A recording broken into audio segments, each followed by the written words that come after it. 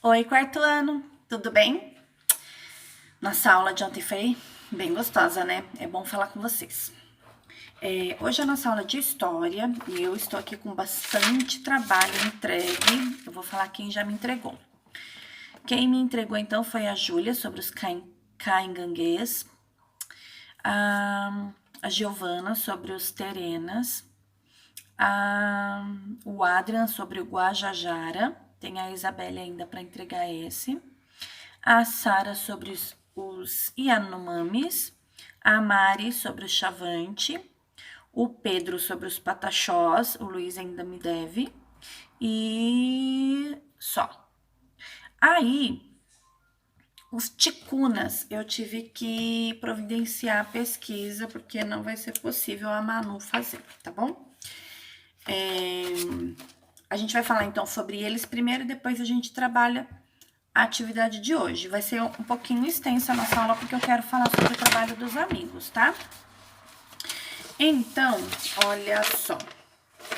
Sobre o trabalho da Gi, da tribo Terena, eu achei bem legal, porque ela descobriu que eles vivem no estado do Mato Grosso do Sul. O que mais? Ah, sim. Vai ter aí um vídeo para vocês visualizarem sobre alguma tradição deles.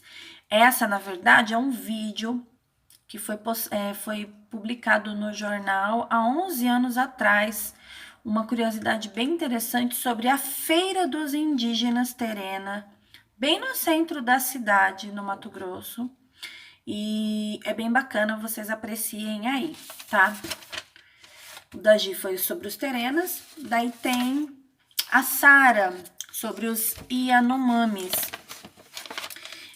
Uma curiosidade que a Sara trouxe foi que, durante a caça, nenhum dos caçadores comem a caça que matou. Em vez disso, ele a compartilha entre os amigos e os familiares e aí troca, então, a caça dele pela caça de outro caçador. Então, eles não comem a própria caça, eles trocam quando chegam no final do dia.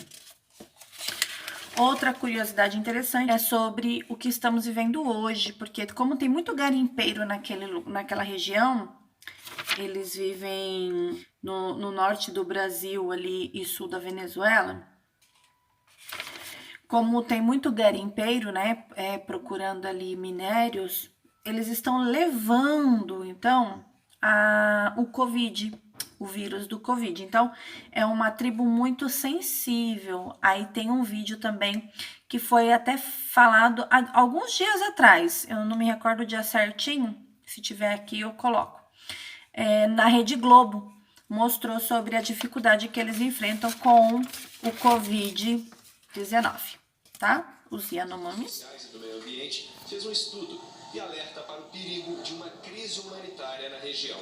Diz que as terras Yanomami sofrem agora com duas epidemias, a do novo coronavírus e a do velho e insistente garimpo. O estudo mostra que o principal vetor do novo coronavírus para as comunidades Yanomami, ou seja, quem leva a Covid-19 para os índios, são cerca de 20 mil garimpeiros que ocupam e exploram ilegalmente as terras indígenas. Mas pior que o cenário atual é aquele que muito em breve pode se tornar realidade, segundo o estudo, se a doença continuar se espalhando por essas terras, em que o acesso à saúde é limitado. O estudo foi feito em parceria com a Universidade Federal de Minas Gerais e revisado pela Fundação Oswaldo Cruz. Afirma que os polos base na reserva Yanomami, o equivalente aos postos de saúde, têm as piores notas de todo o país na qualidade do atendimento, levando em conta fatores como equipamentos e infraestrutura física. O índice fica abaixo de 1, numa escala que vai até 5. E o estudo diz que os Yanomami são os indígenas mais vulneráveis à Covid-19 na Amazônia e devem ser protegidos enquanto há tempo. Se uma doença altamente contagiosa como a Covid entrar numa comunidade indígena, é muito difícil impedir a transmissão dessa doença. Considerando a invasão dos garimpeiros na terra indígena, a baixa estrutura física dos postos de saúde e a circulação de pessoas nas comunidades e o trânsito para as cidades, isso desenha um cenário de alta transmissão da doença nas comunidades indígenas. O estudo revela que cerca de 2.000 hectares da floresta na terra indígena Yanomami já foram degradados pelo garimpo ilegal. Toda vez que são feitas operações e se retiram esses garimpeiros, novamente eles acabam retornando. Então, o que não há é justamente uma política, um esforço de que se evite a entrada. Nós temos aqui enchimento. A questão cultural e étnica agrava a situação. O Instituto Socioambiental diz que os Yanomami têm um histórico de doenças respiratórias, que medidas de isolamento nas tribos são um desafio, uma vez que várias famílias dividem a mesma habitação e compartilham os utensílios domésticos. O estudo propõe 4 níveis de avanço do novo coronavírus nas comunidades e conclui que, se nada for feito, no cenário mais grave, 40% dos Yanomami que vivem perto das áreas tomadas pelo garimpo podem ser infectados pela Covid-19. Por isso, nós estamos fazendo grande campanha para os não indígenas, eles se preocuparem. Se a vida dos Yanomami precisa seguir tranquila e em isolamento, o grito de socorro não.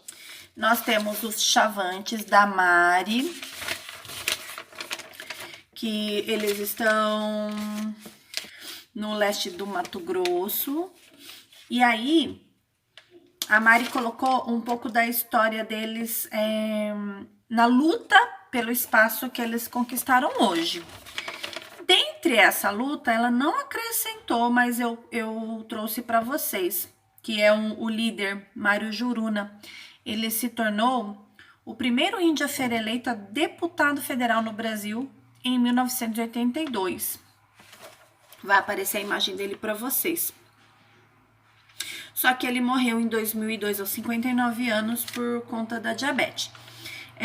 Ele tem uma filha, ele tem 3 filhas, na verdade, mas a Samantha Juruna, ela se espelha muito nos objetivos do pai e busca também o espaço da mulher na política. Com isso, eu já vou puxar o gancho dos Guajajaras, que é do Adrian. Olha só, bonita a capa do Adrian, né? Muito bonita. Os Guajajaras, eles habitam no estado do Maranhão. E deixa eu correr lá porque eu puxei no gancho da Mari. A Sônia Guajajara é uma das que estão aí se preparando, né, para entrar aí para vice-presidência. Olha só que bacana, primeira mulher índia. Sônia Guajajara, tá aqui também para vocês apreciarem. Tem uma cultura interessante, vou falar porque como o Adrian escreveu sobre a maconha que foi introduzida pelos negros, né, pelos escravos, e como o comércio não é legal, não é legalizado porque tem problemas com a polícia, eles mantêm essa plantação lá na tribo deles, tá bom? Ah, bacana, a língua deles também é o Tupi-Guarani. Não é origem Guajajara, é Tupi-Guarani.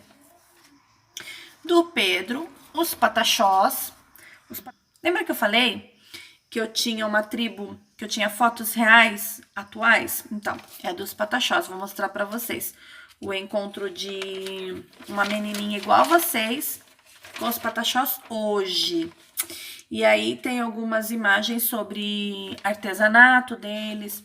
A minha tia foi visitar os parentes em Minas, onde os Pataxós vivem, né? Que eles estão entre Bahia e Minas.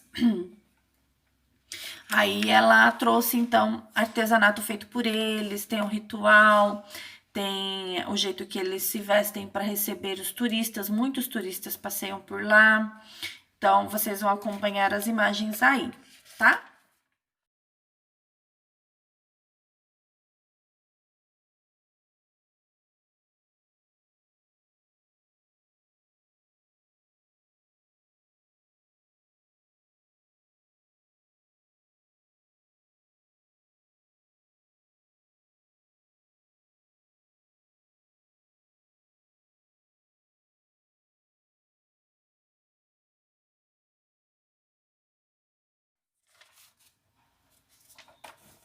Depois tem os cainganguês, que foi a Júlia que pesquisou pra gente.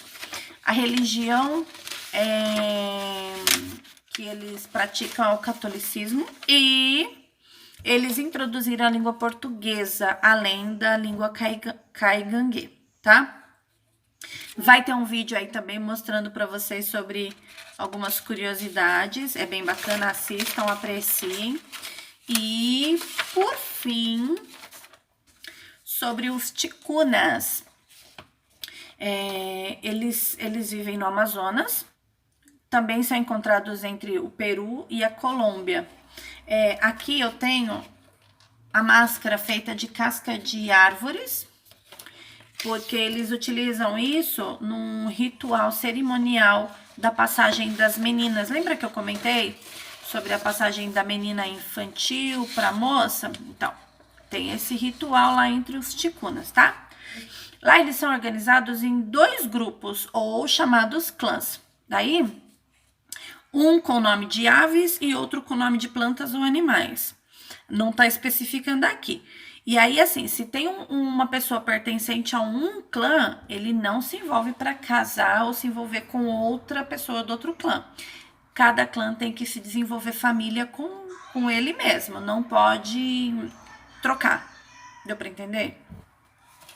Eles praticam a pesca, assim como todos os outros, a caça, eles cultivam a mandioca. E uma curiosidade bem bacana é que, normalmente, os homens, eles são chamados, né, para mexer com rituais, para trabalhar lá nos rituais e caça, e as mulheres que cuidam das plantações, do cozimento de tudo, de muitos artesanatos e da educação das crianças.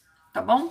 Essas foram as curiosidades. Por que a gente está aprofundando um pouquinho mais sobre a cultura indígena no Brasil? Porque eles foram os nossos primeiros, né? Eles estavam aqui quando chegaram os portugueses para colonizar. Então, eu acho muito interessante a gente conhecer um pouquinho da cultura deles ainda hoje, tá bom? Eles estão aí? Estão aí, buscando o seu espaço. E a gente vai montar aquele cartaz virtual que eu ainda não recebi foto de todo mundo. Por favor, se você ainda não mandou, envia uma curiosidade, um desafio que os indígenas estão vivendo hoje para a gente montar esse cartaz virtual, tá bom? Agora, lá na página 158 de História, o jeito de viver dos europeus. Vai ser bem curtinho, porque na última unidade, na unidade 4, a gente vai falar sobre os imigrantes, então vai ser sobre eles. Aqui a gente vai dar uma pincelada, então, sobre o modo de viver e sobre como se deu a cultura brasileira, que somos nós. Ingleses, holandeses, franceses, espanhóis e portugueses foram alguns dos povos da Europa que estiveram em nossa terra em outros tempos. Agora vocês vão grifar. Eu não vou mostrar o meu livro hoje para a gente grifar juntos, porque ele já está grifado desde o ano passado. Aí eu vou falando e a gente vai grifando junto. Então, pego o marca-texto aí agora. Vou até mudar de cor pra gente fazer juntos.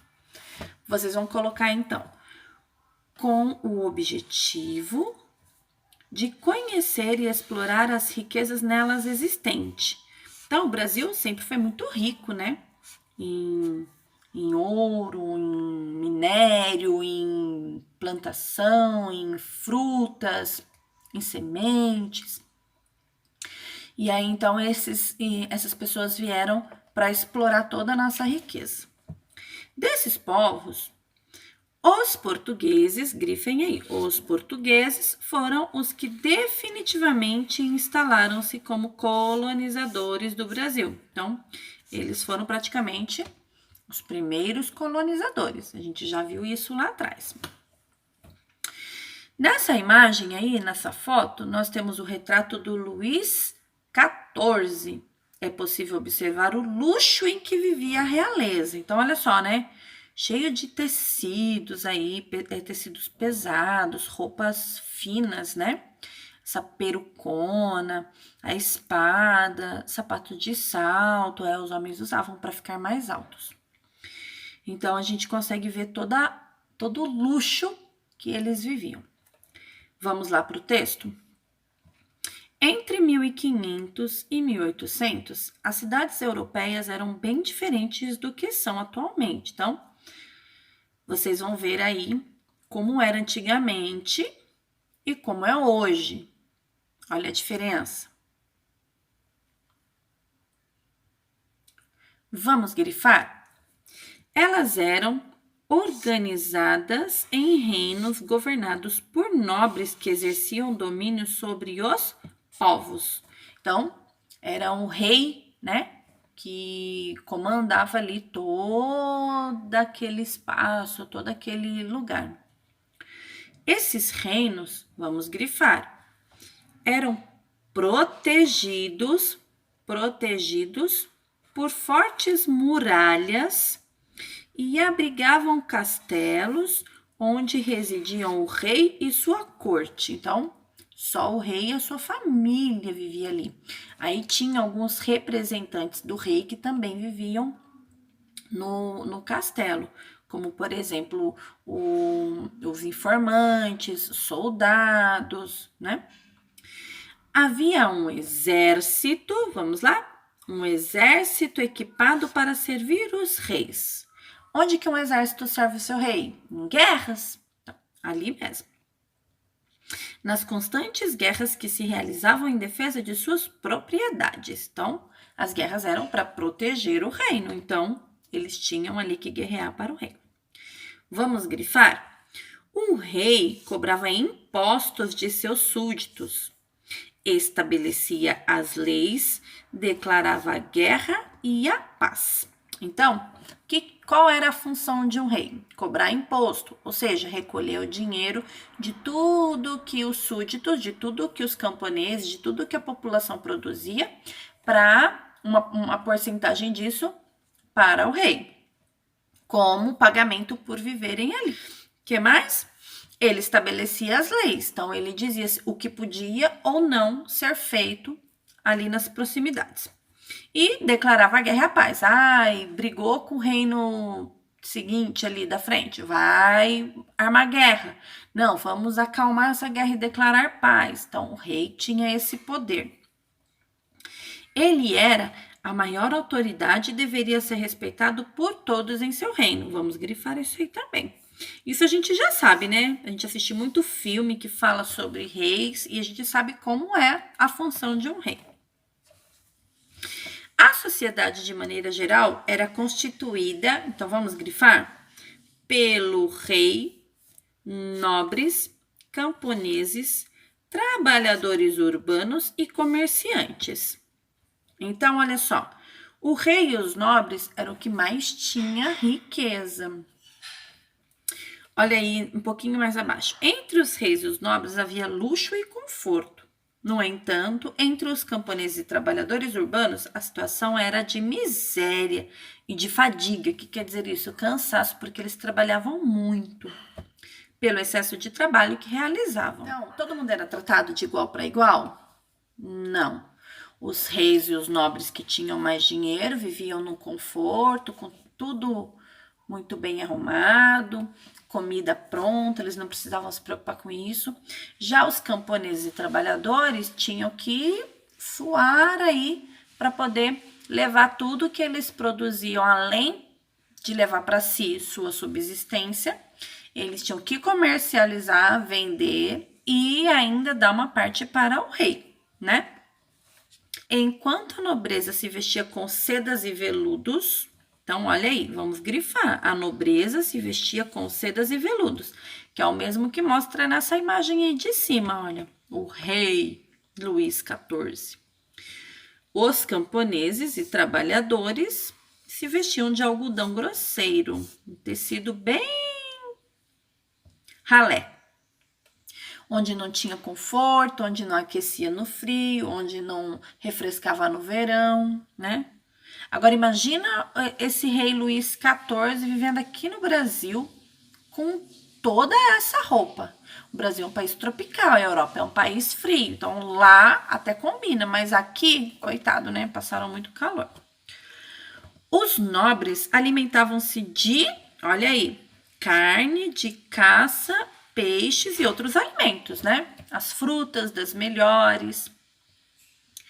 Os camponeses, vamos grifar, viviam das atividades rurais e sofriam constantes perdas em suas plantações por causa da praga e da seca, o que provocava fome. Na época da colheita, eles realizavam bailes. Então, o momento de fazer festa dos camponeses e trabalhadores era na colheita. Porém, só tinha festa quando a colheita era farta. Quando a plantação sofria por causa da praga e da seca, eles não tinham colhido o que eles planejaram, né? Então, eles não festejavam. Os bailes e as festas aí eram para comemorar uma boa colheita. Vamos lá para a página 159. Nas cidades, os comerciantes ocupavam-se de... Então, vamos lá para o centro da cidade. Olha só o que os comerciantes faziam. A venda de tecidos finos, joias, essências, que são perfumes, vinhos e especiarias. Essas especiarias são temperos, como, por exemplo, o orégano, o alho, cebola, tudo que era usado como tempero são especiarias. O sal grosso, não sei se a gente já falou, mas assim que os portugueses embarcaram, né? Eles tinham a carne dentro do navio, porém não tinha freezer. Assim como os tropeiros, quando viajavam, não tinha freezer para manter a carne boa para alimentação por muito tempo. Então, eles utilizavam o sal grosso para deixar tomando sol. Isso se chama o charque, que é a carne seca no sal grosso para ela não estragar, para ela durar mais tempo. Então, esse tipo de carne aí que eles comercializavam. Com essa atividade, eles reuniam grandes somas em dinheiro. Então, se eles vendiam, eles tinham lucro, né? Havia ainda a Igreja Católica. Lembra que nas embarcações de Pedro Álvares Cabral tinha lá os jesuítas, que eles chegaram junto para catequizar os índios, e alguns hoje praticam o catolicismo. Então, tinha a Igreja Católica, que com os seus representantes. Então, quem representava a Igreja Católica? Vamos grifar. Os bispos, os padres, os cardeais e também o Papa. Eles cuidavam dos costumes das pessoas, divulgando os valores religiosos. Então, grifa todo esse pedacinho aí. A busca por novas terras. Os governantes e comerciantes europeus tinham interesses por descobrir novas terras onde houvesse o quê? Vamos grifar? Riquezas para serem exploradas. Que tipo de riquezas? Principalmente o ouro, pedras preciosas. Com ouro, era possível fabricar moedas. Vamos grifar? Com ouro, era possível fabricar moedas, fortalecer o comércio e enriquecer os reinos. Quanto mais ouro, mais rico seria o reino. Isso é óbvio, né? Quanto mais ouro a gente tem, mais rico a gente é. Por esse motivo, os monarcas contratavam navegadores para realizar grandes viagens por oceanos e mares. Então, eles iam, os ricos, os poderosos, os reis, iam nas viagens buscar exploração? Não. Eles mandavam pessoas em navios, em grandes viagens marítimas aí, né? Foi nessa condição que os portugueses chegaram ao Brasil e aqui permaneceram. Então, quando as primeiras navegações de Portugal chegou aqui, não foi o rei de Portugal que veio, não foi o Luís XIV que veio, foi? Não foi. Foi Pedro Álvares Cabral, ou seja, um viajante, um navegador. Então, quando eles chegaram, aqui permaneceram. Fundando, então, o que eles fizeram? Fundando povos, vilas, cidades e até que eles colonizaram o Brasil. Grifa esse pedacinho. Inicialmente, exploraram o que é mesmo? Qual é o nome da árvore? Teve gente que errou na prova o nome da árvore? Acho que não, acho que todo mundo acertou, né? O pau-brasil. E submeteram os indígenas ao trabalho forçado. Lembra que eu comentei também sobre a troca que eles faziam? Os índios trabalhavam para eles e eles davam objetos como se fosse pagamento. Então, para render maiores lucros, trouxeram mudas de cana-de-açúcar e escravizados negros para o trabalho das lavouras. Então, Junto das navegações portuguesas, tinham mudas de cana-de-açúcar. Então, a cana-de-açúcar é brasileira? Não, ela veio com os portugueses. E negros escravizados, que na próxima aula a gente vai falar sobre eles, tá? Para o trabalho nas lavouras. Então, eles já tinham em mente plantar cana-de-açúcar, mas quem que ia cuidar dessa plantação? Eles foram lá e trouxeram negros escravizados para fazer esse trabalho pesado. Junto com eles também, não tá falando aqui, mas eles trouxeram bois para colocar nos pastos, para pastagem, tá? Aí, de acordo com esse texto lido, não tem nem o que explicar, porque eu já fui falando pedacinho por pedacinho, falando um pouquinho. Vocês vão completar a cruzadinha com tudo que tá no texto, e é bem provável que você tenha grifado, e analisar as imagens na atividade 2, e descrevê-las para mim e responder A, B, C, D e E com relação às imagens, tá? É só isso na nossa aula de hoje. Como eu falei, a gente vai falar mais sobre os imigrantes na unidade 4, por isso que não vai aprofundar agora, tá? Boa atividade, façam com atenção e a gente se fala amanhã. Até lá. Tchau, fiquem com Deus.